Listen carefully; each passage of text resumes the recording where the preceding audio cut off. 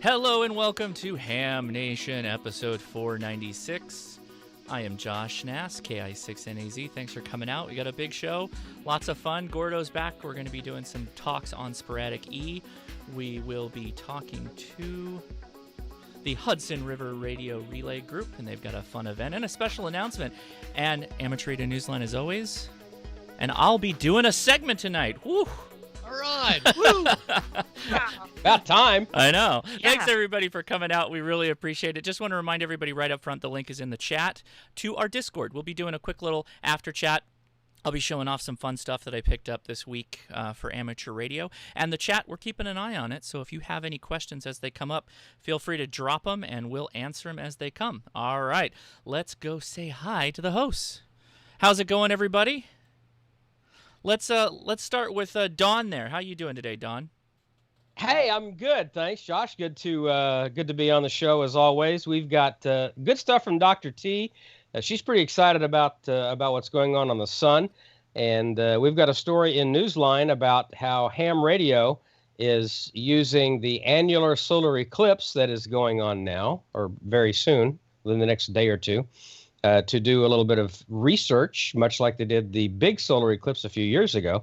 And I've got an interesting RTTY intercept that I caught yesterday, and we'll talk about that too. So you're doing a little signal intelligence out there on the air. Very good. I like it. As much as I can. Gordo, how are you doing today? We are doing fine.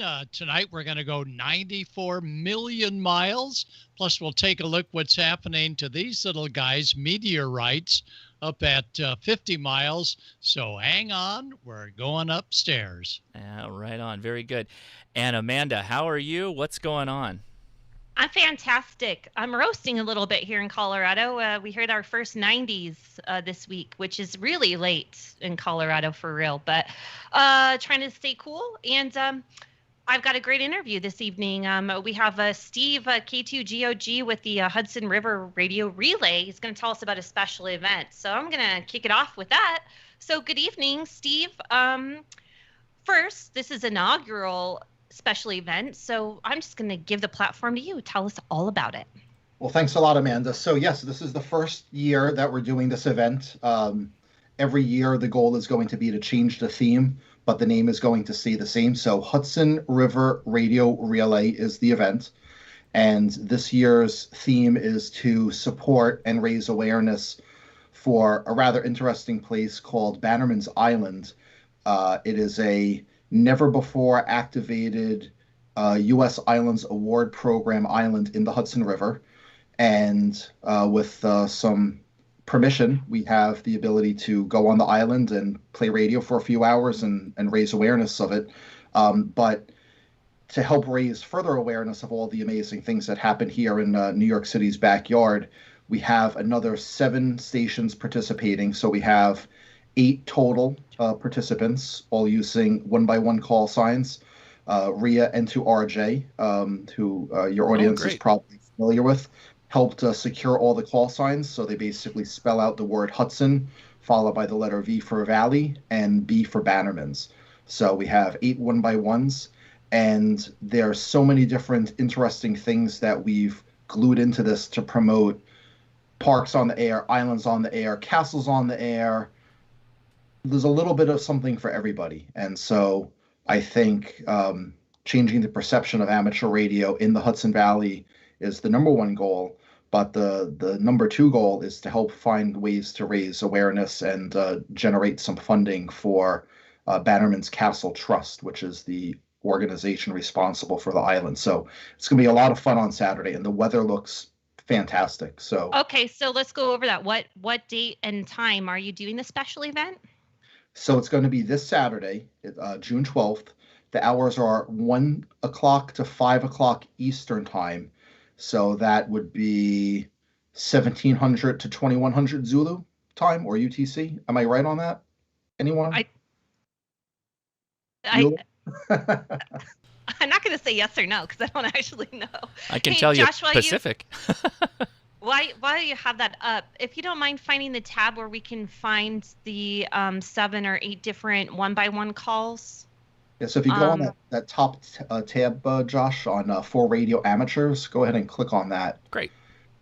So this shows you all the different 1x1s, and so if you click on each one of those, you guys go visit this website so you learn about all of these. So you can click on all of them and see what you're working or what it's about, and it's going to give you a little background on that one. One is and I'm sorry, I'm kind of stealing your thunder here, Steve. One is like the USMA, USMC. I'm sorry, I forgot the Lots of acronyms. Okay, yes. So, go ahead. So I'll go rapid fire through a couple of these. So probably what's really unique is that there's a total of 10 different amateur radio clubs involved in some form or fashion of this. So the first station, N2H, is the Overlook Mountain Amateur Radio Club. That's our northernmost station in Ulster County, which is like 2.5 hours north of New York City. So great group of folks. I'm a member of that club. They're going to be doing some fantastic things. They're going to be operating a pretty big field day event in a few weeks. So folks like Dave, K2JLV, and so many other great folks are going to be part of that. And then if you go to the next one, N2U, so we tried to stagger these and try to get them to spell out the word Hudson going up and down, and we got pretty close. Then we have a little further down in Putnam County, which is directly across from where West Point Military Academy is the N2U station. They're going to be at a place called Castle Rock.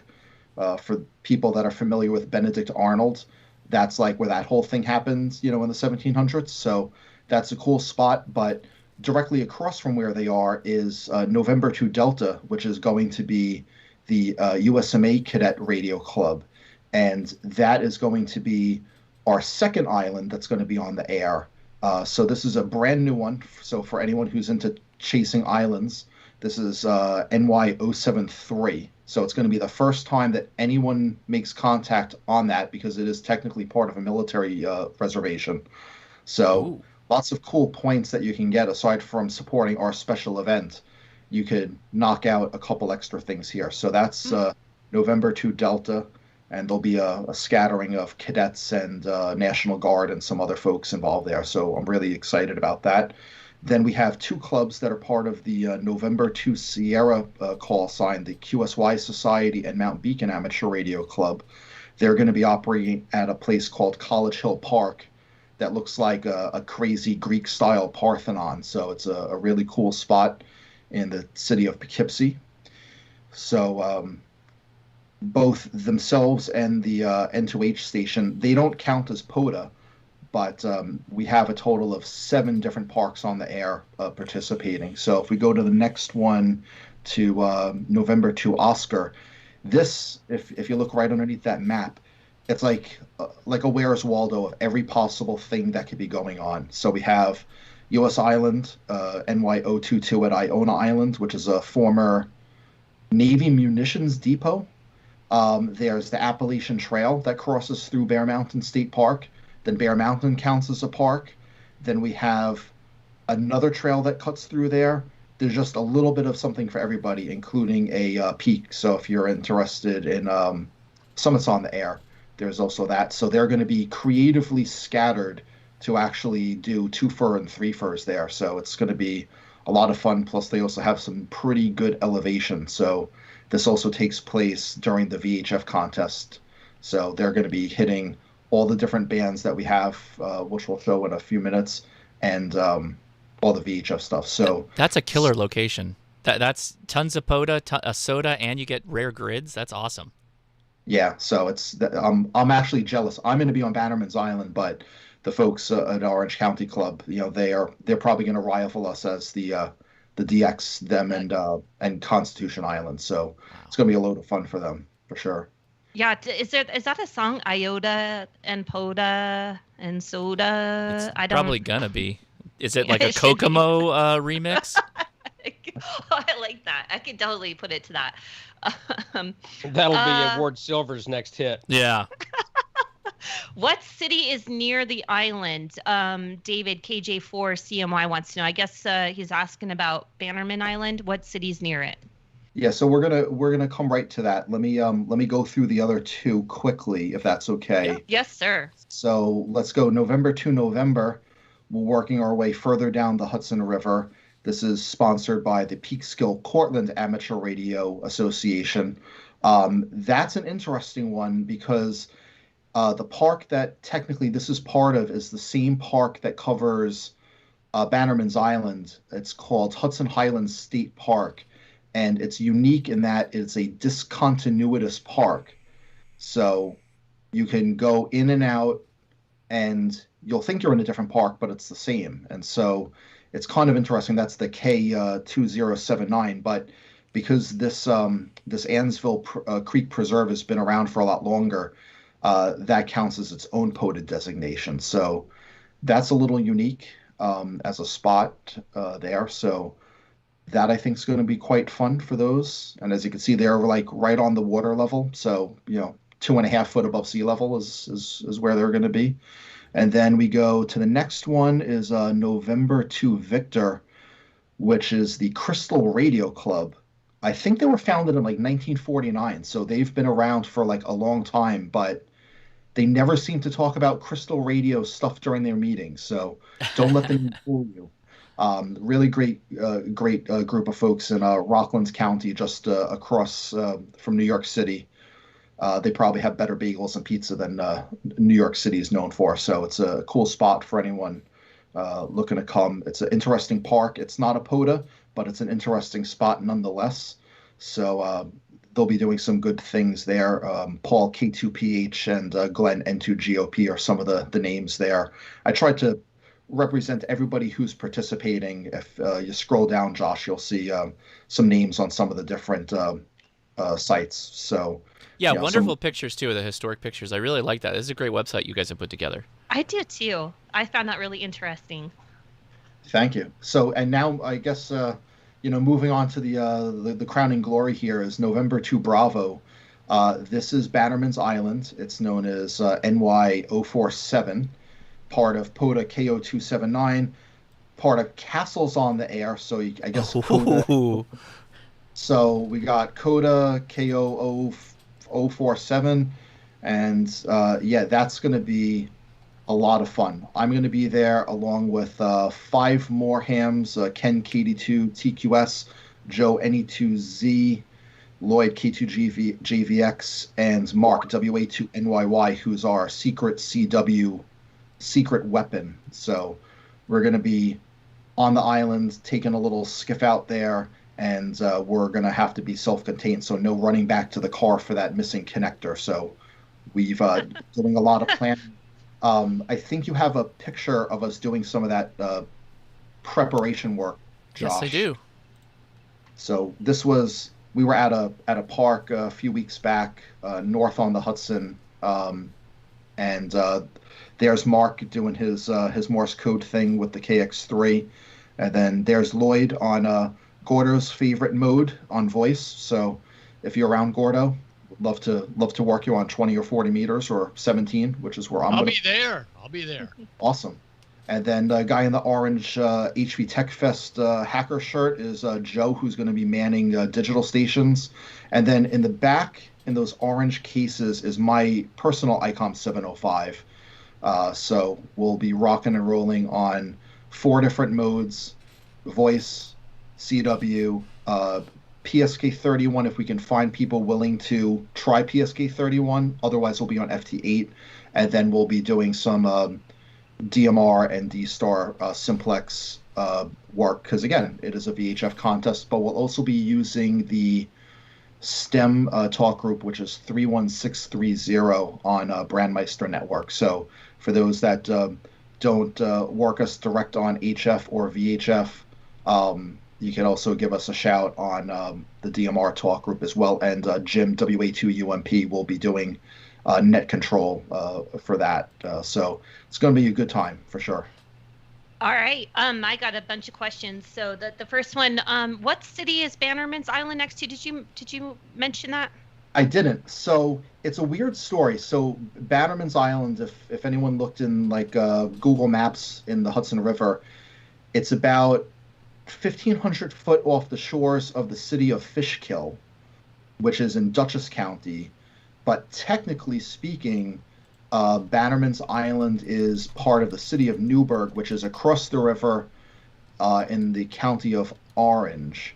And it's much further away from that than it is to Dutchess. So there's all sorts of really strange history going back to the Revolutionary War days of who owns what and where.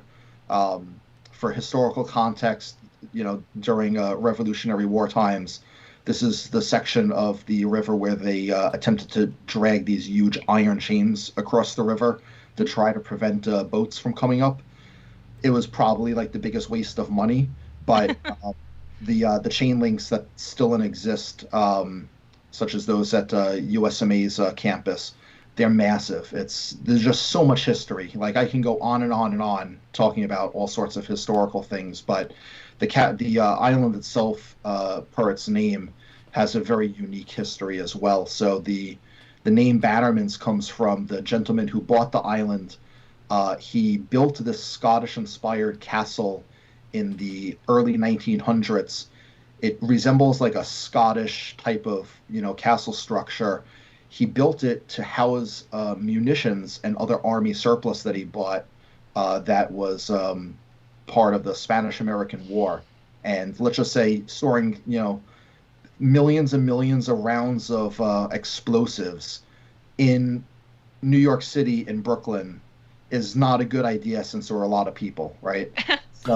So he bought this island, built this castle, stored all his stuff there. Then he built another building where his family would hang out during the pre-air conditioning days.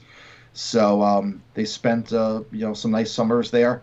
And then, in like 1918, 1920, lightning hit the building, ordnance exploded. Wow. Things got bad over time. Then Mr. Bannerman passed away. The island fell into disrepair. Kids of the 70s would take like their boats there and, a six-pack of beer and hang out for the day. So it turned into a strange place. But in 1994, a nonprofit called Bannerman's Castle Trust was created, and they put a lot of money and time into helping to restore and preserve it. Now it's actually part of Hudson Highlands State Park. So now it's part of the state park system, which is even more amazing. And it's just the coolest place to go and visit. So you can take tour boats there during the summer. If anyone's in the New York metro area and is looking for a cool adventure, I would definitely say add it to the list of places to go. Or if you just so happen to be in the area on June 12th and you can find the ability to get a ticket or a seat on one of the tour boats, you might run into some amateur radio people there. So Wow. lots of, just stop me from rambling. There's too much history. No, I do. I have some more. So I'm going to bring up some of this castle stuff. So this is the first time, maybe it didn't click with me the other night when we talked, but you said castles on the air. Is that an actual thing? So if it is, I want to know, curiosity. We've got a few castles here in Colorado, and they're privately owned or whatnot. Can I just like go there and ask them if I can operate from there and activate them for castles on the air? I'm kind of interested in this now. Yeah, so there's like all these things, right? There's now castles on the air. There's even like a Walmart parking lots on the air. So there's all sorts of these on the air kind of things. But yeah, castles on the air. The website, I think it's wca.org. I could be wrong about that, but they have like lists sorted by country and state, so you can see what's qualified there, and go and play radio. If it's an appropriate place, you might need to ask permission. In our case, for this event, we have two castles that are technically part of it. The one on Bannerman's, and then the other one, which is called Castle Rock, which the Pearl Club is going to be operating as the November 2 uniform station. That's a private residence, so they're technically not going to be allowed at the castle per se, but the surrounding land qualifies as CODA. So Absolutely, that makes sense. Just somewhere on the grounds, not necessarily inside. Well, Steve, thank you so much for being here. I'm going to give you 30 seconds to tell us anything else we need to know about this special event. The only other question I had, though, was why is it such a short period of operating time for the special event? So doing 4 hours almost is like a sprint, right? You know, I thought it would be a really good way a couple of weeks leading up to something like Field Day, where it's a 24-hour event. I wanted to see how fast clubs could actually organize such a short little event. You know, for people that do parks on the air or summits, you know, we're like our own little special events every time that we do that. But to try to organize something like this, doing 4 hours, but it creates a little bit of exclusivity. If people want some of these rare islands and rare parks and things like that, you know, it kind of forces everyone to get on the air. So, you know, 40 meters, 20 meters, 17, 6, and 2 meters are the official bands.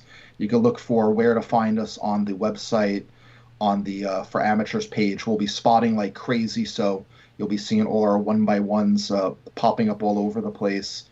So that's the reason why we wanted to do something that was short duration, Amanda. But let me think, what else could I plug real quick before you cut me loose?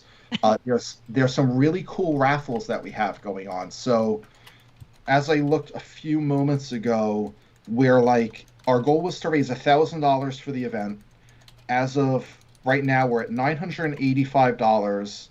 It looks like Patrick K2PJG just put us $10 closer. So we're running a raffle for a Zygu G90 with the matching 100-watt amplifier. Perfect radio for POTA, Parks on the Air, or Castles on the Air.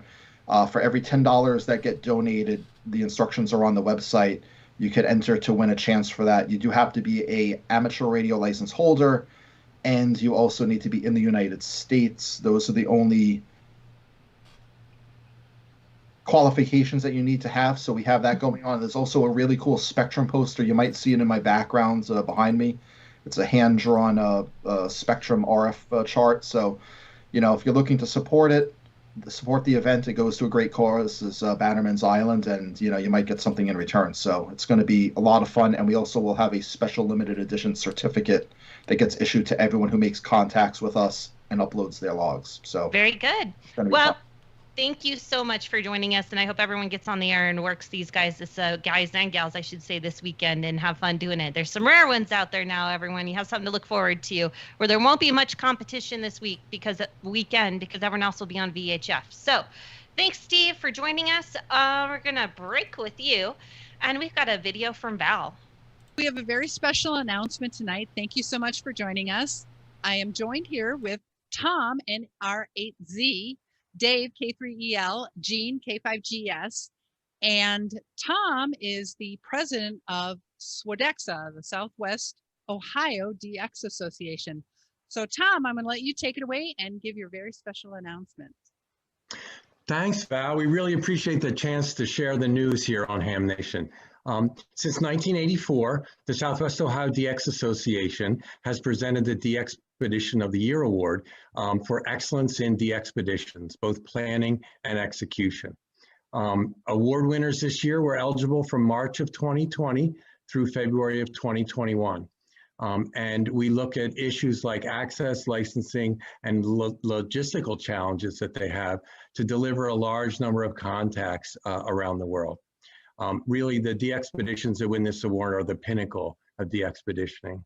So it's our pleasure this year to award the Dxpedition of the Year to the VPAPJ South Orkney Dxpedition. And we congratulate the team, Dave, on a well-organized and executed Dxpedition. Okay, thank you. Well, thank you very much, Tom. It really is a great honor for VPAPJ to be recognized in this way. And we just wish that we were all able to be in Dayton and actually at the dinner and to really experience this in the flesh. You know, it's a special event in the DX calendar every year to go to the SODEXA dinner and see what's happening in the world of DX. So, but I'd like to thank Val for the opportunity to do it in this fashion and to receive the award in this fashion this year. So anyway, thank you on behalf of the team. It was very much an international team. We had members from the Ukraine, from Australia, from Hungary, Switzerland, Germany, and of course several team members from the USA.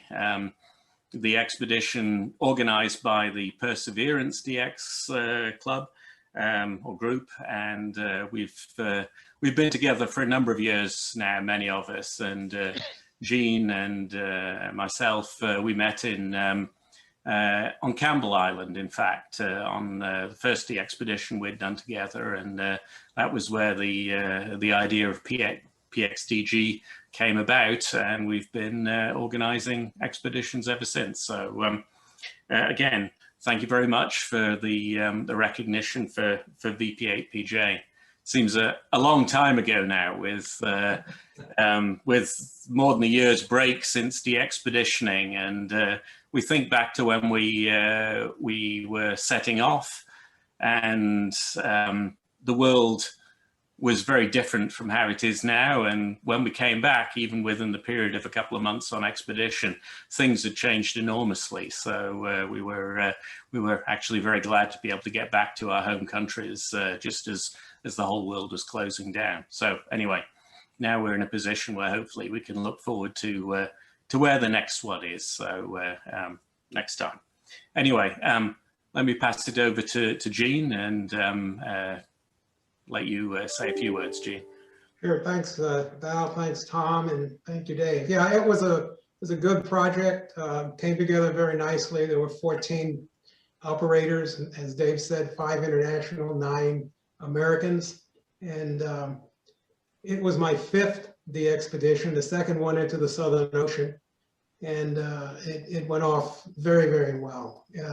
Of course, coming back into the lockdown, and here we are just about coming out of the lockdown. So it's been a long haul and a very interesting one. Dave mentioned the next one. We're looking at another de-expedition right now. We've got an application pending for a landing permit to go back to ZL9, to go back to Campbell Island where the Perseverance DX group started. That requires New Zealand to be open, their borders, and it's not quite ready to do that yet. So when that happens, I'm pretty sure we'll get a landing permit. The application is sitting on their desk. Anyway, that's it for me. Well, thank you guys so much for coming on, and congratulations. It's a really nice honor, and thank you, Tom, for awarding that to this team. They did a great job. I worked you on, I think, every band possible. I'll have to double check my log, but I had a lot of slots, and I needed you. You were an all-time new one for me. Let me just ask you a couple questions, just out of curiosity, while I got you on the screen here, Jean. How many, do you know how many QSOs you guys made on this de-expedition? Just under 84,000. It was 83,700 and something, right under 84,000 with 3,500 uniques. One unique thing about this project is Europeans work more Qs than North Americans. Really?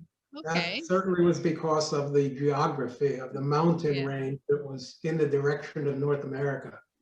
Those of you seen the pictures from the expedition will have seen the beautiful takeoff across the ocean towards Europe.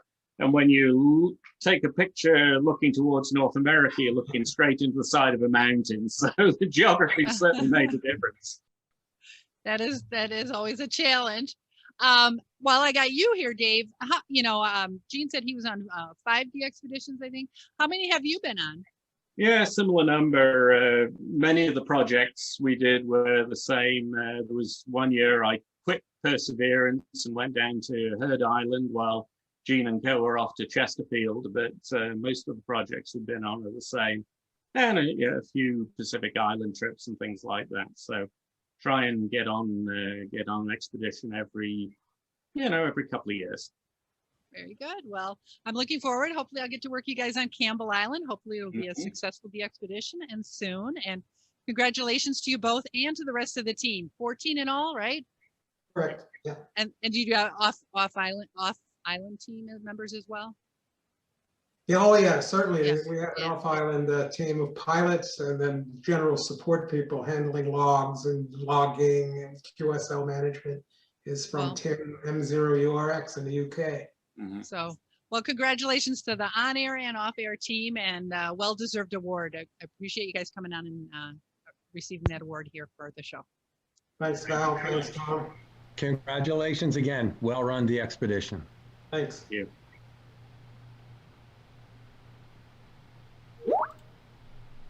Wow. Great job, Val. That sounds like fun. Well, we've covered Dxpeditions down here on Earth. What do you say we go about 94 million miles up and see what's giving us this great DX, especially for brand new technician class operators on 10 meters and 6 meters and 220 and 440. Let's take a little trip and see what's happening in the ionosphere. The ionosphere that creates a lot of great short skip for us on the 6 meter bands and sometimes even 2 meters and all the time on 10 meters is called Sporadic E. And Sporadic E comes to us courtesy of the sun, 94 million miles away. And the sun gives us ultraviolet radiation, charged particles, and a host of other things headed our way.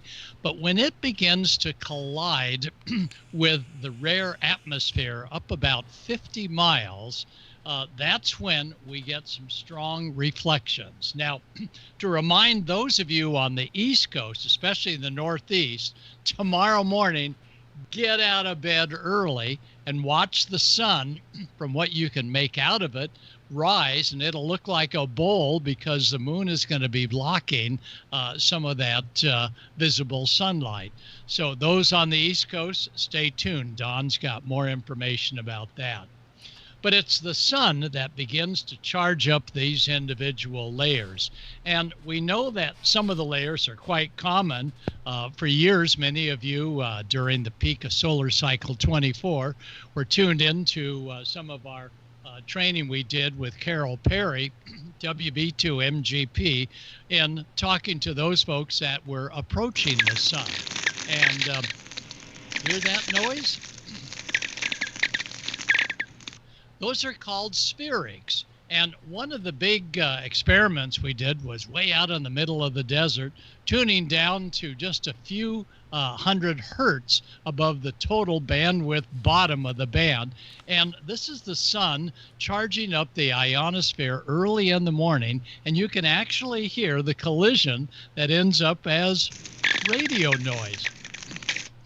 Well, the spurious, the emissions called spherics, not spurious, but spherics, is what keys up and gets the ionosphere going. And the furthest layer, the F1 and the F2 layers, we know all about them. CQ all schools, CQ all schools, CQ all schools. This is W5 Romeo Romeo Romeo, W5 Romeo Romeo Romeo, the Johnson Space Center Amateur Radio Club calling CQ all schools, over. Now, that was on the 20-meter band, right on the 20-meter band, and that was single hop from Southern California as well as Carol back on the East Coast to the Johnson Space Center. But here's one that I heard that she did not hear. CQ all schools, CQ all schools, CQ all schools. This is K4AF at the Pentagon, K4AF. So the F layer is somewhat common, and it's one that gives us all sorts of very predictable skip. Well, the skip that is not necessarily so predictable is called Sporadic E. Now, this is predictable skip. This is sky waves going from one end of the country to the other end off the F layers. And the F layers are indeed charged up by the sun. But it's not the F layers that give us superb communications on the 6-meter band and the 10-meter band. So keep an eye on this chart, and we'll tell you how you can download it very easily. The E layer is up about 50 to 60 miles. And what occurs is the E layer is a stratification of the normal E layer into very thin, no more than a kilometer thick, clouds. And these clouds begin on the East Coast, and as the Earth rotates, they appear to go more and more to the West Coast. And what occurs is the Sporadic E is able to, because it's so thin, refract VHF radio waves easily at the 10-meter band, 28 megs, as well as on the 2-meter band sometimes, but a lot on the 6-meter band. So it's not ducting that we talked about before, but rather ionospheric skip off of the very thin E layer. And thin, again, is intensity grows in May. It peaks right now in June and July. So for those of you that are technician and you're going to be playing field day in a couple of weekends from now, get on a 10-meter radio and literally be able to work the world, or at least certainly on a single or double hop, work anywhere out to maybe 2,000 and 3,000 miles away. So the E layer has a tremendous amount of density, electron density. And this electron density is what creates almost like a mirror, but it's a refractive mirror. And the electron density is made up of oxygen, nitrous oxide, and a host of other minerals. And they are metal ions, and they're metal because they're made up of little bits of iron that come in from meteorites, magnesium, sodium, calcium, and a host of other stuff. And did you realize that bombarding our Earth are 12 billion meteors every day? And that's enough to keep the E layer that you see there effectively well charged in May, June, and July. Now, there are some folks that says, well, you know, what charges up the E layer beside just the amount of meteorites that maybe came in the day before? Others feel that, well, it's something atmospheric, although we're really at the edge of space. But there is enough atmosphere up there that there are some solar winds as well as some visible winds.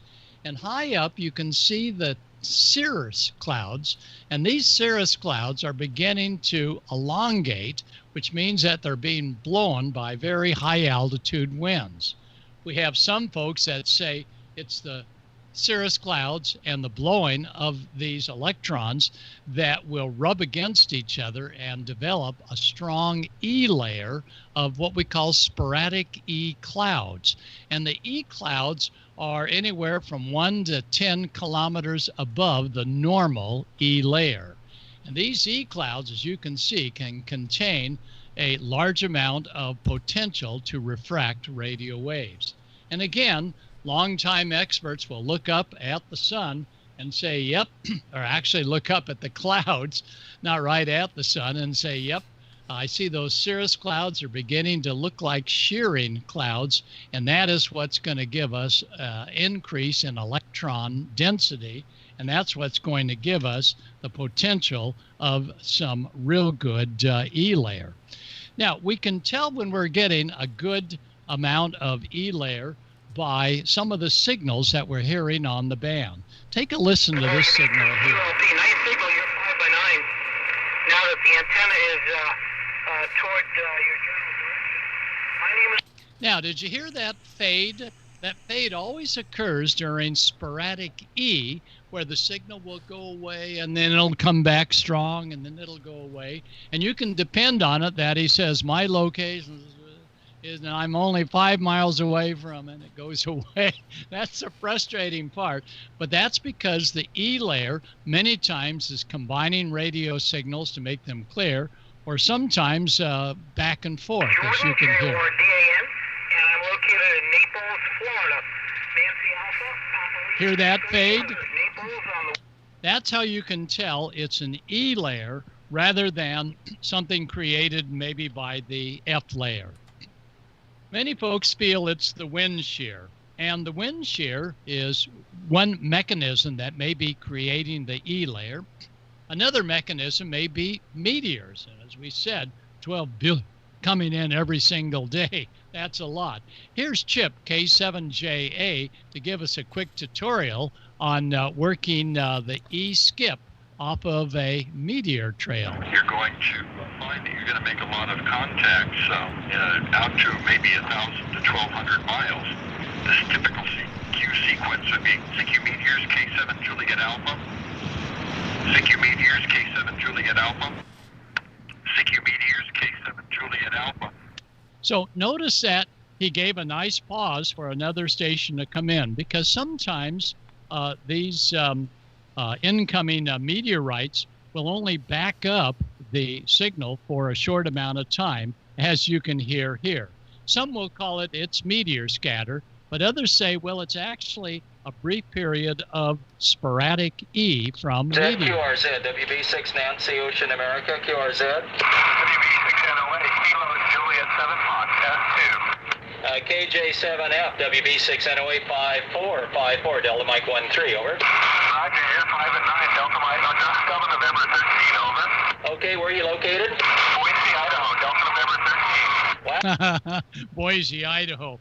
Well, that was a chance contact. That was up on 2 meters. So sporadic E caused by incoming meteors during a meteor shower can do some surprising things. Down on the 10-meter band, take a listen to what phase distortion may sound like. And as we do, preceding a signal coming through on the 10-meter band is a pulsing noise. Listen to this background noise on sideband, normal filters in, and the signals that you're hearing is actually the ionosphere pulsing.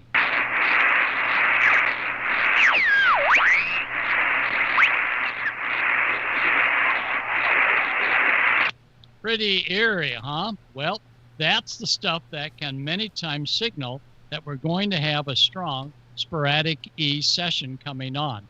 And normally the sporadic E will intensify about 2 hours after sunrise up until about noon, and then about 4 in the afternoon until about 8 o'clock at night. Seldom is there any E skip beyond 8 o'clock at night. Now, many times you'll hear Tamitha talking about emergency responders and GPS. When the E layer is sufficiently strong, you're going to see that the E layer is going to capture and delay by moving it back and forth within the E layer to even the GPS satellites up at 1200 megahertz, 1275 megahertz to be precise for our satellite signal. So the E layer can do some interesting things. And when the E layer is coming in on the different bands, go to www.dxmaps.com and you're going to see quite a nice indication.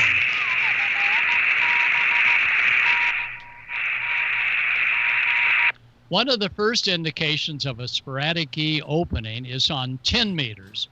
And down below 28,200 to 28,300, 28,2 to 3, this is where you're going to find these beacons. And if you turn on your radio during field day morning and you hear beacons coming in on the 10-meter band, you know that it's probably going to be a great day to let new operators talk on 10. Well, 10 meters is, of course, a fun band to get going. And here was a station that we picked up. We went above 28,400. This is the single sideband voice calling for activity on 10 meters. We went up with a general class licenser higher permitted 29.6. Listen to what happens to phase distortion taking an FM signal off of sporadic E and at times combining it for clear copy and at other times putting it out of phase with each sideband of the FM, creating nothing but a mush. Okay, I am located in Stoneham, Massachusetts. That's S-T-O-N-E. Hear that noise? His signal is really there, but the FM sidebands of his FM frequency modulated signal are so wide they actually cancel. But sporadic E, you can always tell he's going to be back. I'm using a 3-element 11-meter beam converted to 10 meters. So wow, this is pretty interesting that we get sporadic E that would sound like that. So for the upcoming weeks before field day, 28-400, either vertically or horizontally polarized, and you're going to pick up a tremendous amount of very interesting signals. Now, when you go to the DX maps, you're going to see in red all of the contacts that are taking place off of one or maybe two or three E clouds. And some of these contacts, wow, that guy's got a lousy fist or a lousy transmitter. No, you're actually picking up Sporadic E skip off of an aurora. And when we have an auroral event, many times that skip will come in distorted, as you hear here.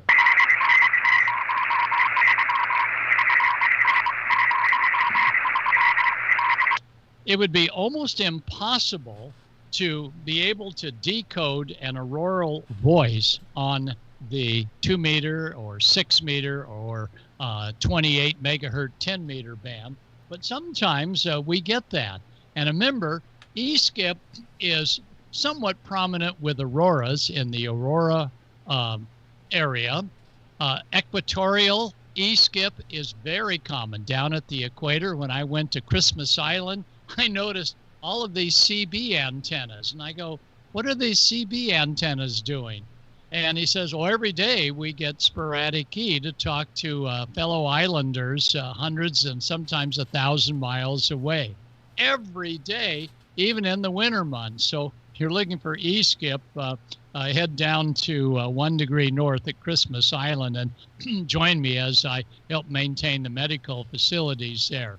The mid-latitudes are where we are, and again, it is the free electrons, about 100,000 per cubic centimeters, that is creating all of the activity. And here on 10 meters, you can see a beacon down there at the beacon portion of the band. This is a voice coming off of an aurora E-skip.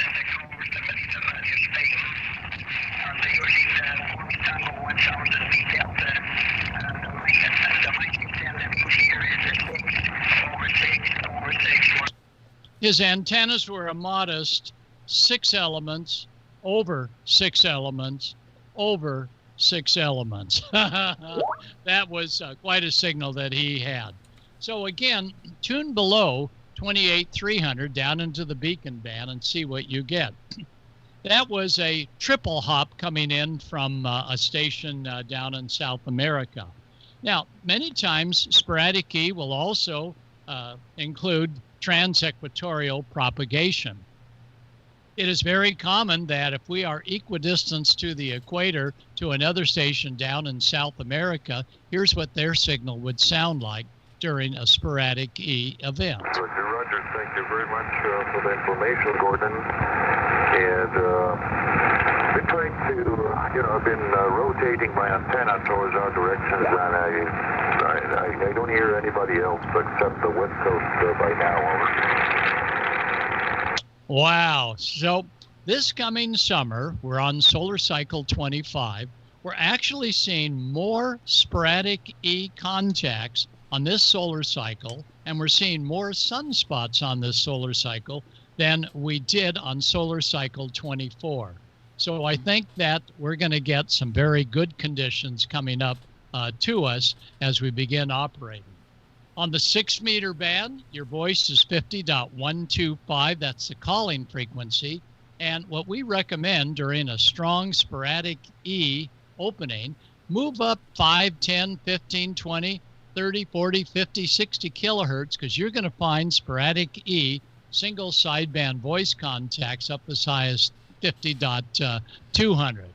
I know, there's FT8 50.313 as well as on the 10 meter band. And that is terrific. If you're looking to acquire as many countries as possible without burning out your eardrums listening to background noise, then go for it. But I enjoy being able to listen to the air and almost tell when I'm going to have an opening. And of course, go to the DX maps and you're going to be able to see where those openings are. And look at those folks on the East Coast. That's an early morning shot, and you're going to see that that is going to move slightly to the Midwest and in the late afternoon over us here on the West Coast. So you guys on the East Coast, you got to share. Again, it is possibly wind shear up at about 55 miles. That is creating sporadic E. And thanks to wind shear, as well as those charged particles from the sun, as well as some of the dust from meteorites. Remember, the metal products from meteor debris are not typically in an ionized state when first coming into our ionosphere. The ionization takes place at like 90 kilometers, and then they tend to move upwards to about 100 kilometers in the sporadic E area. So we're not necessarily dependent on the solar cycle, but rather what's occurring with the E layer that sometimes gets charged up, giving us some fun events in every June and July. There's Ken. He has the 6-meter book out, WB2 AMU, and the 6-meter magic band. There's still a few copies left. You can look him up on QRZ. And he talks all about running very low power with extremely strong signals that we see here. And of course, looking at the DX maps, there it is. A few hours later, you can see that sporadic E contacts are beginning to move. And one more item, when you're on the 28 megahertz 10-meter band, when you're getting sky waves coming out to, let's say, 1,500 miles, there's a strong, he's only 1,000 miles away. Oh, wait a minute. Here's another station that's only 600 miles away.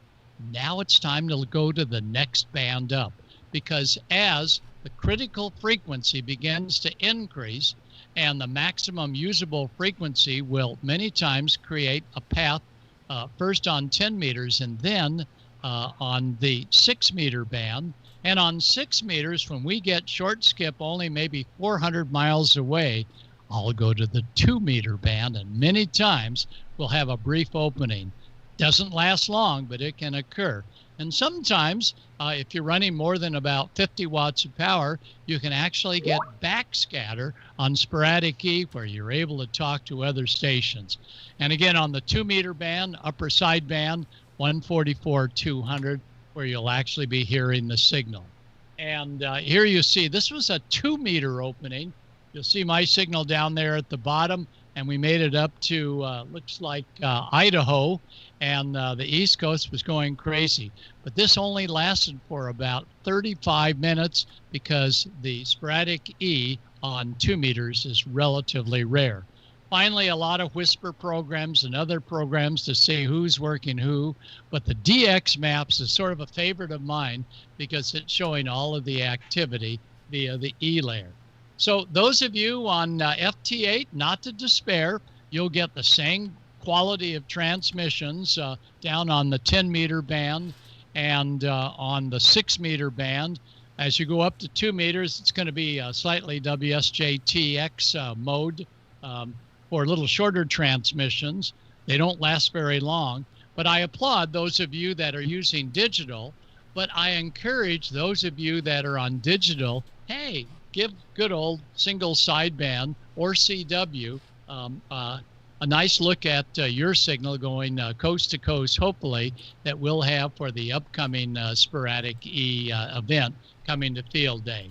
So I hope to work all of you on field day on 10 meters and 6 meters sporadic E. Yeah, I'll be down on the other bands, but that F layer occurs almost all the time on 20 and 15 and 40 and 75. But it's sporadic E that's fun up on the 10-meter band. And there's a radio I'll be taking, the big ICOM 9100, and it's got a display that I can easily see in the bright sunlight. So let's take a look and see what ICOM has for us for consideration. Oh, not so it's fast, that Gordo. time of year. Not so fast. Not so fast, Amanda said. Oh, we got some questions for you, and I don't want to forget about them before we let you go. So, this weekend is the VHF contest. So everything you just talked about is very pertains to that big time. But I want to know a couple of things. First, Gordo, you're big into the VHF contest. So tell us all about it this weekend. What's going to happen and when does it happen?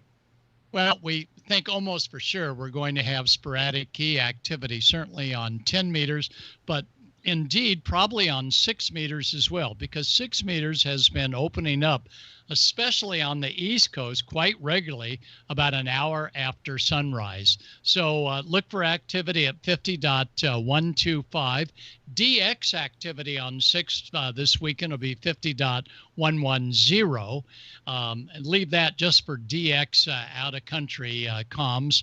And once you make contact on 50.125, go all the way up to 50.200, maybe even higher yet. And I'll be prowling around out there. So there'll be a lot of real simple 6-meter sporadic E, 1,500 mile contacts with nothing more than a mobile whip that's about 48 inches long. Absolutely. And also look out for some of our friends that we've had here on Ham Nation before. Look for K2EZ. She's going to be out roving. Look for those rovers. They're dying to get your contacts, and you're dying to get their grids. So this is the VHF contest. It's unlike some of the other contests where you're looking for CQ zones or ITU zones, things like that. You're looking for your grid square. So you want to get as many grid squares as possible. And when 6 is open, man, it's amazing. And definitely follow DX maps. Anyone else participating this weekend? Josh?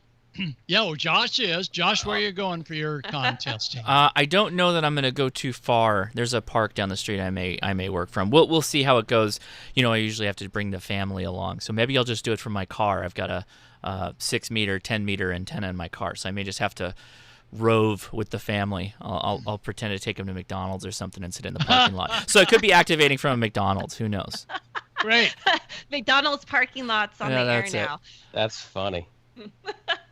We sometimes really try, but Colorado is not known for its 6-meter openings, but we try like hell to make it happen. So whenever it's open, we get on the air and work it. We've got our loop up there. Jeff put it up 2 years ago. I had a memory just the other day on Facebook about us putting it up. So we're hoping it's going to be open, and it's all the things that Gordo talked about, and then you're hoping that a lot in the Midwest depends on the weather pattern. So as soon as that storm rolls through and goes past your state, then boom, it's open. I hate to sound like Tamitha because she gets all excited. Boom, there goes the sun. But it's the same thing. It's there. All of a sudden, it's jumping across the Mississippi River. So, Gordo, thank you so much. Now we can go to ICOM. Thanks. All right. It's that time of year again. Field Day is June 26th to June 27th.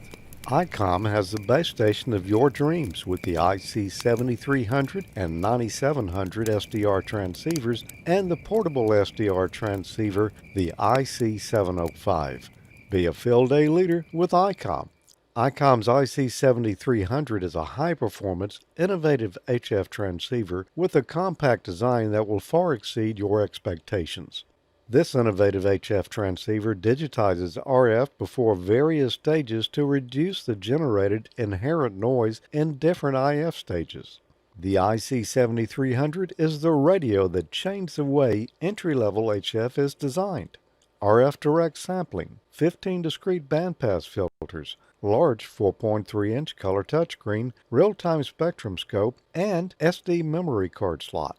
Create your own band opening with the IC-9700. Bring direct sampling to the UHF-VHF weak signal world. This all-mode transceiver is loaded with innovative features that are sure to keep you busy. 4.3-inch color touchscreen, real-time, high-speed spectrum scope, and waterfall display. Smooth satellite operation with 99 satellite channels. Dual watch operation and full duplex operation in satellite mode. Expect top performance on Field Day with ICOM's IC-9700.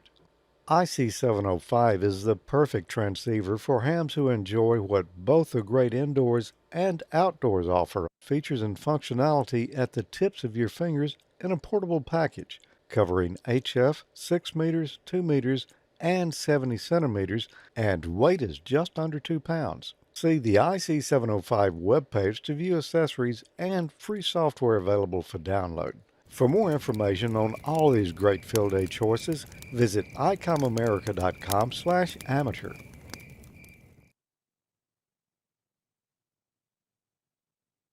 I did it again. Big thank you to ICOM for sponsoring Ham Nation here on the Ham Radio Crash Course. Want to remind everybody, you take the link in the description, icomamerica.com/hamnation, and you will see that there is a giveaway they do. Twice a month, they give away 3 swag items, so twice a week a swag item, and then at the end of the month, they're giving away a radio. Every month they do this. This month is the IC-2730A. That's actually the VHF UHF radio that's right in front of me. I really like it. It's a nice, readable display. Really good radio to take in your car as well. All right. Thanks again to ICOM for the support. And Don, we're throwing it over to you.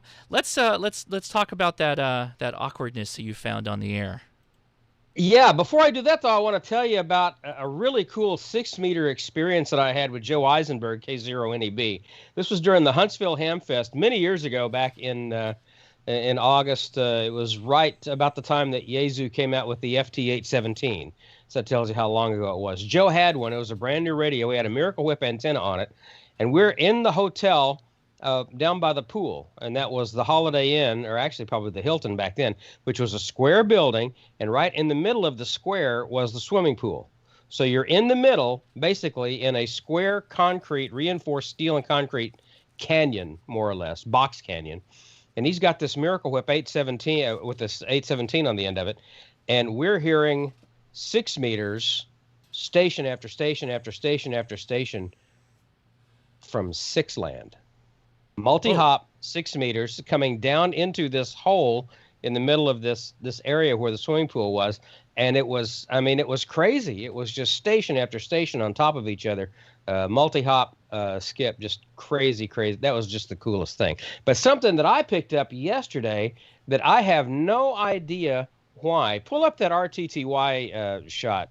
This is a little grab of MMTTY that I pulled up. And you look at it, and you can clearly tell it's not a.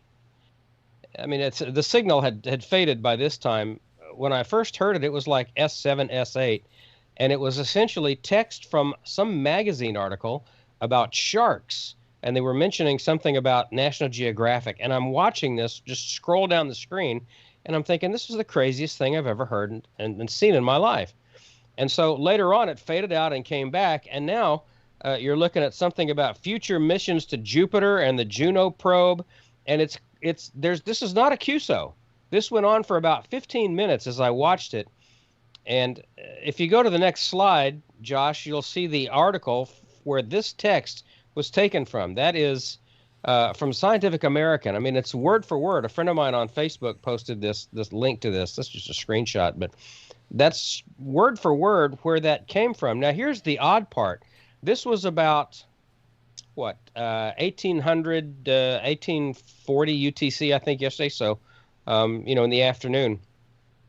The frequency is what's weird. 14297.3. So, essentially, 14297, 14300. There should be no RTTY there. Who's doing that? There was no identification. It was not a QSO. It was a broadcast. And somebody else on my Facebook post said they heard it at the same time down around 14072 or 073. So that would seem, someone said, okay, well, maybe they were working split. Well, that's a really odd split. First of all, I can't understand it. So I will put it out to you. What was that? Who was doing that? It faded out and it never came back. It was just the strangest thing. So I don't know. Put your thoughts in the chat room as to what that was. Down around 14297, just crazy. Ron Walensky says it wasn't him, so that's good. Okay, we got that answered. Well, I'm glad we cleared that up. Well, I'll tell you what. While you're pondering that, and I'll ponder it as well, we've got some great space weather from Dr. T, and that's coming up just on the other side of this Amateur Radio Newsline headline report. From Amateur Radio Newsline Report, number 2275, this is Ham Nation Headlines for Wednesday, June 9th, 2021. A YL from Italy will become the first European woman to command the ISS. Italy's first female astronaut, Samantha Cristoforetti, IZ-0UDF, has also become the first European woman chosen to command the International Space Station. The European Space Agency announced the former fighter pilot's selection on Friday, May 28th. She is to launch in 2022 with NASA astronauts Kjell Lindgren, KO-5 MOS, and Bob Hines aboard a SpaceX Crew Dragon spacecraft. This will be her second stay on board the ISS, where she will become the 5th ESA astronaut to serve as its commander. Newsline anchor Paul Brown, WD9GCO. The citizen scientist organization HAMSci is looking for amateur input worldwide during its Eclipse Festival going on this week. HAMS's shortwave listeners around the world have been invited to the largest solar eclipse festival being held by HAMSci to gather data using their HF radios and a computer running open source software. Radio operators are being asked to record the time standard stations during the annular solar eclipse across the Arctic Circle. It's an experiment that runs from the 7th to the 12th of June. The annular phase of the eclipse will be visible from parts of northern Canada, Russia, and Greenland. A partial eclipse is likely to be visible, weather permitting, in Europe, northern Asia, and the United States. The crowdsourced data from citizen scientists will help researchers study the superimposed effects of auroral particle precipitation and the eclipse of HF Doppler shift. Radio operators around the world are invited to sign up and take part. All participants will receive QSL certificates as well as the findings of the data's analysts.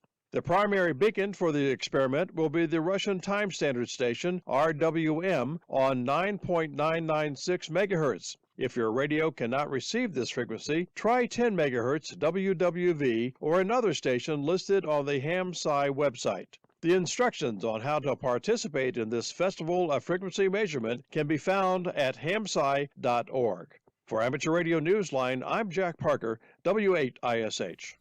A special event station is about to get underway in Hawaii, marking the legacy of a beloved monarch.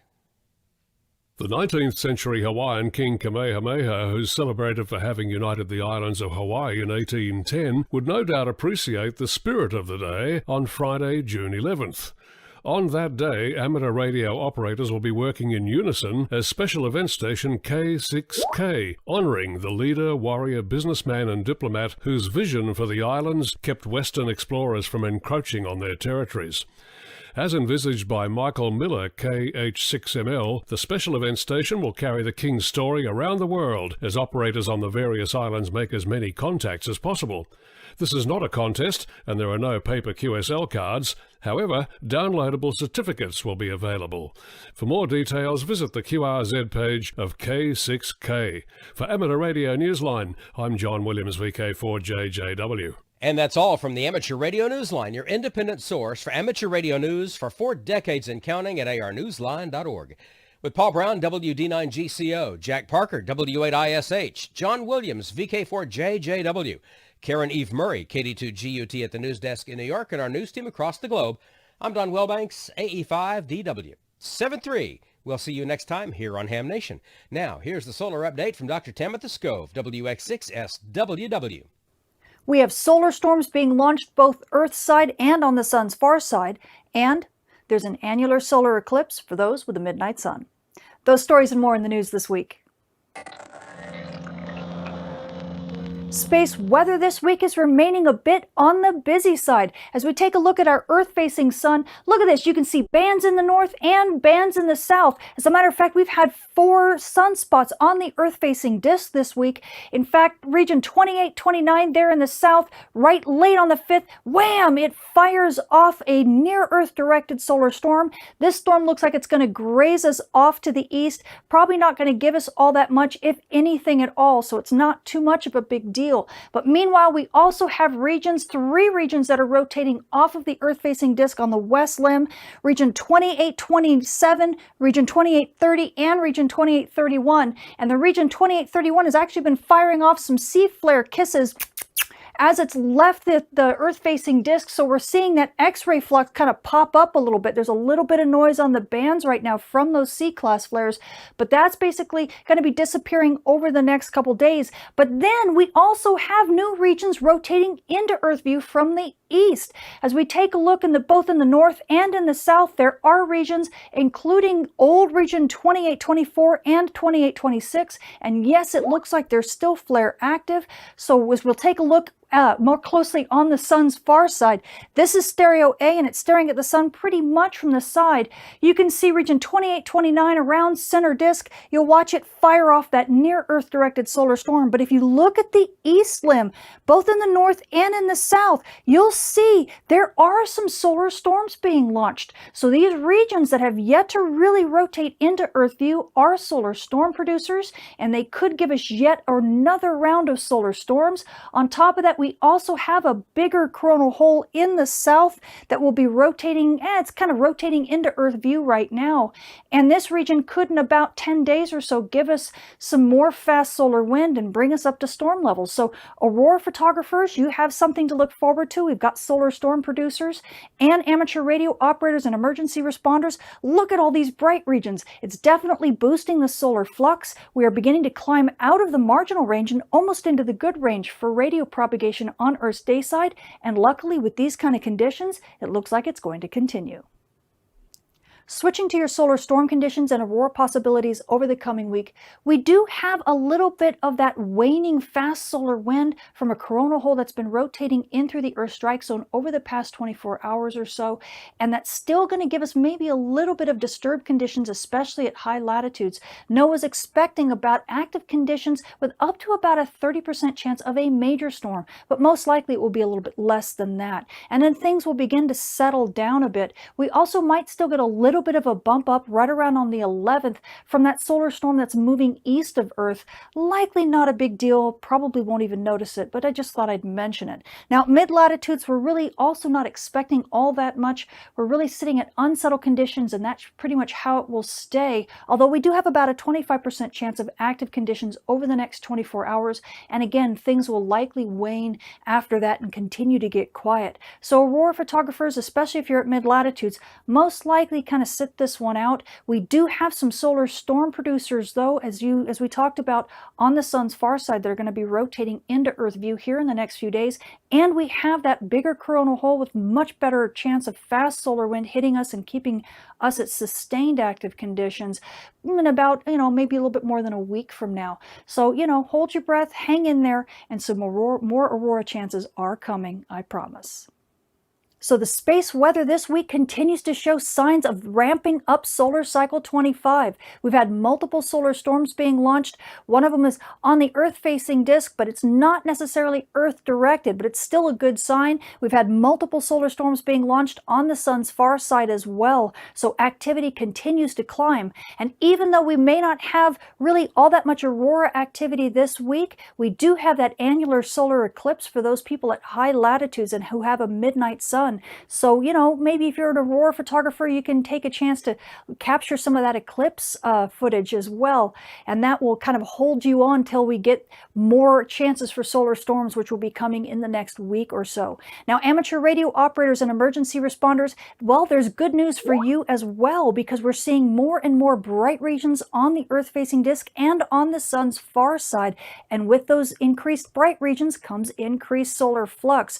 We are well into the marginal range for radio propagation on Earth's day side, and luckily with more regions rotating into Earth view, that is only going to improve. So we might actually be getting to start climbing toward good radio propagation. Won't that be nice? So enjoy. And also GPS users, well, we're not really experiencing too much in terms of aurora activity right now, and don't have any worries for radio blackouts. So as long as you stay away from those dawn dust terminators and away from any aurora that might be happening over the next 24 hours, your GPS reception should be pretty top-notch. I'm Tamitha Skov, the Space Weather Woman. Thank you for watching. Make sure you follow her on Twitter. You saw it right there, at Tamitha Skov. Great stuff. She puts out reports all the time, and a lot of times our reports that we give you are edited versions. Her report was like 13 minutes long this week. She had a lot of stuff on the moon and also on the solar eclipse. So make sure you go to her YouTube channel, Tamitha Skov, and check that out. Of course, if you follow her on Twitter, she'll post those videos right there on that, and also spaceweatherwoman.com. So, Amanda, I've experienced butterfly kisses, but I'm not sure I've ever experienced any C-class kisses. So I'm not exactly sure. I'm waiting for one of those M-class kisses. That's what I want. Now, that's just going to knock me right down in the dirt. I mean, I don't know if we're looking forward to those kisses or if we're scared to death of them. A little of both. Some are neither. Yeah, we all like kisses, though. All right, especially from Dr. T.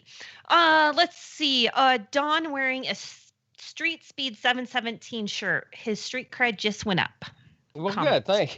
Thank you. Yeah, I'm a Pirate- big fan of. I've got 3 of those shirts actually. 3 of Street Speed shirts. I'm trying to win these cars he's giving away. He's giving away a $160,000 6-wheel drive Jeep right now, Gladiator. Check out Street Speed 717 if you've not ever seen him on YouTube. If you're a car enthusiast, you really need to. The guy's a nut, and I wish I lived near him. So he's up in Pennsylvania. So some people did ponder the question of what the hell did you hear? So Yeah. Pirate Scientific Radio. Okay. Ghosts. Could be. Strange spot for it though. You know, that was my whole thing. It's a weird spot at 297-14297. No, just don't even transmit on that. You're too close to 300. You're gonna make people mad. Just 295 or lower. And Riddy, that's an odd place for Riddy. That's unheard of unless someone was just trying to be an alpha hotel. Ghosts was another suggestion, and then it says that. sounds like yeah. Yes, maybe they're promoting Shark Week. That was my suggestion. Is Nat Geo is promoting Shark Week? Yeah. Yes. Boy, they're reaching now, aren't they? trying to get more subs on that Discovery Plus channel by doing Riddy on the ham bands. Boy, now that's a reach, my brothers. That's a reach. It's $3 a month. Who cares? Come on. Yeah. Times are tough. Those COVID advertisers haven't come back yet. Trying to stay serious. A little grim broadcasting humor. Yeah. Sounds like Don might have had a frequency movie moment. A firefighter was sending a Scientific American article to his father. Was that his dead father? His father from the past or the future? I'm not sure. I don't know. Who knows? Then, maybe an actual answer was the one that somebody posted. Most likely it was a harmonic of some sort. That's what I'm saying. If somebody heard it on 1472 as well, something weird happened and they didn't realize that they were transmitting it on both frequencies or something like that. I thought that too, but most of the time aren't harmonics kind of low strength signals? This was S7. This was a 5.7 Riddy signal. Right. So maybe it was like down the street from you. That's the only thing. It was a ground wave. You were picking it up. That's all I can assume. I don't know.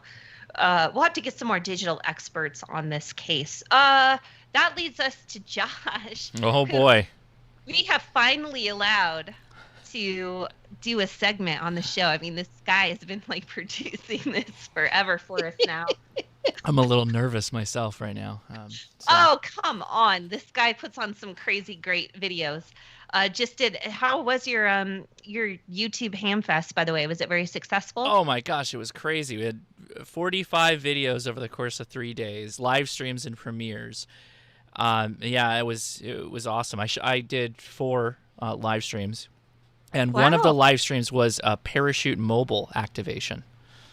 Oh, I've seen that. We've covered that on Newsline a couple of times. That's interesting. Yeah. Yeah, I got to run the MC position and stream it on my channel. We had the ADFC decoder website up, so we were tracking the parachute, the plane as it was flying, and then we had the audio coming in from the person on the ground. We followed as long as we could with the jumper, who's life at terminal velocity on YouTube. Check him out. Up to the point that Zoom cut out from his cell phone, and then we picked up back with him, and then he did an after interview. It was crazy cool. It was all ad hoc too. They messaged me 30 minutes before and said, "Hey, could you run this live?" I'm like, "Okay, let's try it." So, what did you also? I'm taking it he didn't do this on APRS as well, so you could just watch his elevation drop or anything like that. No, it was 20 meters. He did it on 20 meters, and he was dragging an end-fed antenna behind him with a small weight and then he just lands with it, and it's pretty cool. It was a lot of fun walking through kind of the logistics of what he does. APRS would be a nice thing to do whisper maybe even would be fun. If you had a second transmitter, that would be really cool. Yeah. I think so. Well, in the spirit of Field Day, it's everything outdoors. We had the great Hudson River Valley doing their POTA, IOTA, SOTA. We're going to come up with a song with that, I promise. Everything is Sporadic E. Thank you, Gordo, so much. So it's all about Field Day operations. That's what we're building up here, too. So Josh is going to talk about the IC-705 and all the things that you can do with it. And actually, I have absolutely no idea what he's going to talk about tonight with it. But so we're all... All right. Neither does he. Yeah. Well, let's check it out a little bit. So I've got it set up right here, and I'm connected wirelessly. One of the advantages of 705, which I have done a video on this, is that it can run as an access point, which is like a home Wi-Fi. And you can connect with your laptop directly into the 705, and you can transfer information like cat control, the frequency of operation, the mode you're in, as well as if you wanted to do digital modes. A big thing for Field Day, though, is logging, particularly if you're in a group situation. Everything I'm about to show you is technically possible with just about any radio if you connect it with a USB, but I find the added fun of having a radio wirelessly connected to your laptop pretty cool. So we're looking at the 705s there on the left. I'm sure you know that. But on the right-hand side is my Panasonic CFC2, which is a Toughbook, and I'm running N3FJP logging software. In addition to that, I am running... All right, there we go. That's going to give you a little bit better view. I am also running the ICOM remote software. And you can see I have two configurations. I have the remote 705 when I'm in the field and the 705 when I'm at home, because it'll work as it's connected to your home Wi-Fi wirelessly or as an access point. So I'm connected to my 705 here in a non-wired configuration, so wirelessly, and that allows me to be able to use N3FJP if I go to rig interface here. Oop, misclicked that. Rig interface. I can just use the virtual COM port, which is COM6, label it as an ICOM number 2 radio, and I can pull things like, oh, thank you very much, Don. Appreciate that for the super chat. I can pull things like my mode of operation and the frequency that's in use. That's incredibly handy for when you're doing Field Day, particularly if you're on a QRP radio, because you're going to be hunting and pouncing more often than not. You're going to be moving around the band. You're going to use that waterfall, find a big signal, and try to make a contact. So you might be saying, well, that's great if I'm doing CW or single sideband. What if I want to do a digital mode? Well, there's a bit of a way to make that all work. I'll show you how to do that right now. So if we go back into settings for rig interface here, rig control, and we turn it to none on the selected rig, just turn off the auto scraping, and we go ahead and minimize this, and we start something like WSJTX. We should just be able to pull this up. Wrong computer, I realize. I'm doing that into my, to my streaming computer. I need to slide over for a second.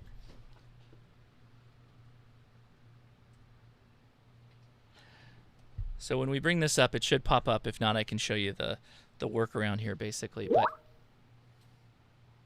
yeah, you got to like it when you're trying to do two computers at one time. Okay, so it automatically pulled in cat control. We're connected to my radio. If I wanted to, I could switch it right over to the 20-meter FT8 by clicking that. Okay, so we're back on. But now we've lost the ability to log in N3FJP. If you're in a Field Day environment, you have a team of people or just two people that are working on the same log, you may want to have all your logs work together under one call sign. Well, you just disconnected N3FJP to give that virtual connection to WSJTX. So what I use to fill in, and you're not going to get the same functionality out of it, but I use Grid Tracker, and I'll show you what you do with that. So Grid Tracker is kind of doing that last step. With WSJTX, you get a notification, do you want to log this QSO? And when you click yes, Grid Tracker will jump in and throw it automatically over into N3FJP, as well as N1MM and Ham Radio Deluxe. And I'll show you what that looks like. So close out of the call roster, bring up the little gear right here for settings. Okay, under logging, it's blocked by my head, so hold on, allow me to cover that up so you don't have to see my head while I'm doing the demonstration. So if you go down to N3FJP and click that little bullet there, that will turn on pushing logs to N3FJP. You can do this for N1MM, log for OM, DXKeeper, HRD, and then go back into N3FJP, go to settings, and make sure that it is enabled on the network. Oh, wrong one. That's if you're running multi-log. Under Application Program Interface API, you want to make sure that TCP API is enabled for port 1100, and just make sure it matches whatever you're using on your grid tracker. And so, yeah, that's basically my hot little tip. And again, you can use this for any of how you're going to connect to radio. It could be your USB connection to your 7300 out in the field, whatever radio, or your 705 wirelessly. I just think it's kind of cool to have a radio that's configured wirelessly, because technically you don't even really need to be by the radio. You can set it up away from you, and you can do all the control via the ICOM software, including even using the laptop's microphone. The key, I haven't figured that out. I don't know that works totally yet. Don't quote me. I don't know exactly how that works. I haven't done it yet. But you could do voice, you can do digital, and you can do all that remotely with the 705, which is really, really handy. So anyway, that's my tip for field day. Hopefully that helps. Let's go back to the host here. Thanks, guys, for sticking around. I just have one comment. Yes. I'm going to channel my Crocodile Dundee for a second. Say, that's not a tough book. That's a tough book. Yeah. Oh gosh. I love. This is my first tough book, and I gotta tell you, $300. $300 for this tough book, and it is possibly one of the best portable laptops that you could want to take into the field. And yours is even better, because you're going to have much better weather resistance and protection from shock and all that. It's the dropping. This one, I got this one at Huntsville Hamfest. I'll tell you how I got it. Joe Eisenberg pulled one out of his bag and said, "Hey, look what I got." And he knew I had a tough book fetish anyway, and he says, "Oh, and I got you one too," and pulled it out and handed it to me. So that's how I got this one, courtesy of Joe Eisenberg, K0NEB. So yeah. Oh, thank you, Joe. That's awesome. We have three of them. There's a cottage industry of people on eBay that just get them and refurbish them, and you can get fantastic. This is a I don't know, 10-year-old laptop maybe, but for ham radio, you don't need anything more. You really don't. It's perfect. We keep one in the camper. We have one here, one in the laptop bag for mobile purposes. I mean, they're everywhere. And I grabbed online a Win 7 OEM factory ISO for it to make sure that everything worked. Nice. And loaded it on, and it rocks. So much fun. This one runs Windows 10 and has an SSD in it. So it's solid state. It's a solid state drive. Oh, really? It's super peppy. It runs Windows 10 fantastically. Nice. It's awesome. Yeah, I can't say enough about that. That's kind of top of the line, I got to say. Ours is not like that. In a 10-year-old laptop, though. But they are heavy. This one isn't. The CFC2 is incredibly light. It's... Okay. Don, yours is heavier, I'm sure. Ours are This one, even with a magnesium case, it is heavy. Well, that's very heavy. Those are safe. If you're going to soda activation, I mean, I don't know that that's your choice. You're like, oh, okay, I'll stick this in my back. But, and the cool thing about this one, I don't know about yours, Josh, but this one does not have a fan in it because the case is the heatsink. It's that big and beefy, Yeah, it's like water. I won't say waterproof because nothing short of a ducts behind is waterproof, but it's pretty water resistant. And there's no case opening, pretty much. That's not sealed, and so there's no fan, and the cases act as the heat sink on these. Pretty amazing. Very good. So this is field day month. So we're just we're wetting your whistles to get prepared for field day. So thank you, Josh, for bringing up N3FJP. That's obviously all of our go-tos. It's simple. Yeah, Josh, you showed kind of a standalone in it. Hopefully, I might actually. Valerie has an excellent video on this that if with her permission, I might play the next show about how you run one server, one's a master, and you connect all the computers in your in your field day site, which is really important if you have Wi-Fi and that kind of thing. Not everybody has connectivity like that when they do field day, but this field day is going to be so unusual. There's going to be a bunch of 1D still, and there's still going to be a bunch of clubs coming together for the first time in 2 years. So it's going to be a blast. My field day is going to be very interesting. I can't spoil anything about it yet, but you got your own show. It should make for a funny video that will come out at some point. Wait, please tell me, is Leia going to be in it too? She's going to be operating? She might be in it. Okay. I'm going to be around a lot of people, and if everything goes to plan, no one will know that I will be operating. That's interesting. So I'll just leave it at that. I think we should wrap this show up, you guys. I don't have any more questions. I do have to announce the HF nets were no-go tonight. Both net controls were busy, and they had to call the night off. So join on D-Star on 14 Charlie and DMR on 31012, and you can get your check-ins that way. So thank you. Steve and we'll Austin, see you. Yep. Going to field day. First field day as a ham. Congratulations. Hope you have fun. There you go. Oh, I do have one other thing. Paperwork Ninja. Good luck on your tech test this weekend. Yeah, there you go. So I wanted to thank our everyone who submitted an entry for our Newsline Bill Passionak WA6ITF Young Ham of the Year Award. Those entries are in. They are in the hands of the judges. And as soon as I know who the winner is, the press release will be announced, and we'll tell you here on Ham Nation. And then, of course, August 21st in Huntsville, Alabama, the Huntsville Ham Fest. We hope that, and yes, there is a Huntsville Ham Fest. Big Ham Fest. It's happening. You can actually go to one. We're going to present the winner of that. And, of course, got to thank the Huntsville Ham Fest for that. Tom Medlin, W5KUB, of course, live streams the presentation from the floor of the Huntsville Ham Fest, as he does all kinds of things from these Ham Fests that he goes to. Also got to thank Yaesu USA, CQ Publishing, Heil Sound, and Radio Waves Antennas. Those are our corporate partners for the Young Ham of the Year Award, and we could not do it without them. So check us out, arnewsline.org, if you haven't done that in a while. And wait, one more thing. I'm so sorry. No, guys. it's fine. It's fine. Wife and kids aren't home. Keep going. That's fine. Let's just keep going. We don't have enough time to cover everything in 2 weeks about field day. So I want to mention this briefly. Y'all just got your QSTs in the mail or digitally, whichever. They had this really awesome little insert, yeah.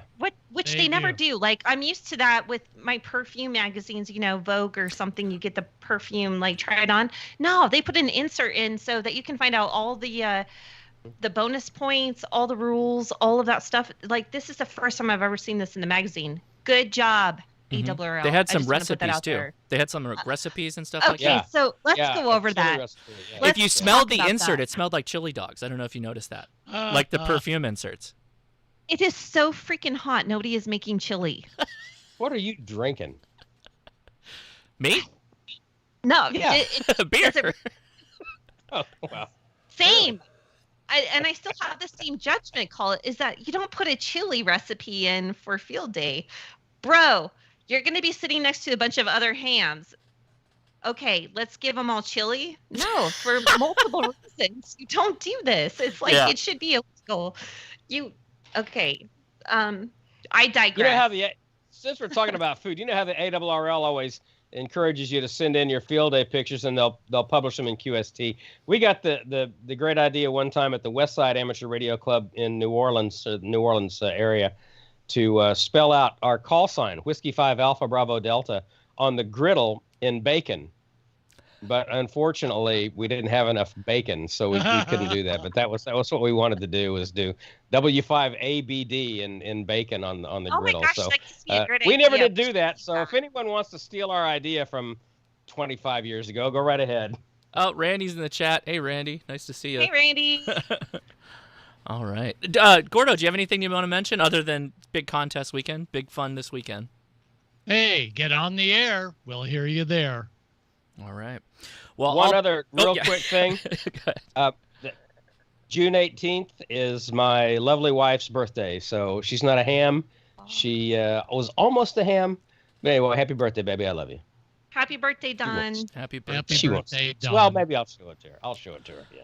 All right. Well, I'll play out. Thanks, everybody, for watching Ham Nation. We're coming up really quickly to 500, so stay tuned for a big episode coming up. It's going to go fast. Yeah. Thanks again, and I'm heading over to Discord for the after chat. Hope you join me. Link is in the chat and in the description. Thanks. 7-3, y'all. Good night.